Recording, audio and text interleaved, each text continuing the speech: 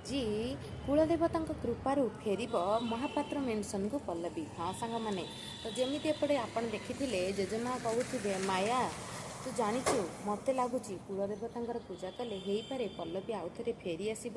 ତ ଏପଟେ ମାୟା କହୁଥିବ ନା ମୁଁ ଜାଣିଛି ପଲ୍ଲବୀକୁ ଭଲସେ ଜାଣିଛି, ସିଏ କେବେ ବି ଫେରିବା ପିଲା ନୁହେଁ। କିନ୍ତୁ ଏଇଟା ବି ମୁଁ ଜାଣିଛି ଯେ ପର୍ଯ୍ୟନ୍ତ ପଲ୍ଲବୀ ଘରକୁ ଆସିନି ଏପଟେ ଆଦର୍ଶ ଜିଅନ୍ତା ଶବ ଭଳି ବଞ୍ଚିବ। ଆଉ ଏଇଟା ପାଇଁ ମୋତେ ବହୁତ କଷ୍ଟ ଲାଗୁଛି।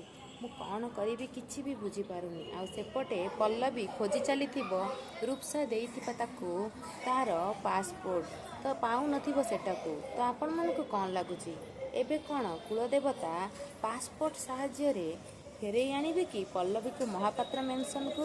ଆଉ ଆଦର୍ଶ ସହ ବାଧ୍ୟ ହୋଇ ରହିବାକୁ ଲାଗିବ କି ପଲ୍ଲବୀ? କାହିଁକି ନା ଆଦର୍ଶର ଏ ଅବସ୍ଥା ଦେଖି ପଲ୍ଲବୀ ପୁଣି ଥରେ ତା ଭଲ ପାଇବାକୁ ଛାଡ଼ିକି ଯିବାକୁ ଚାହିଁବନି।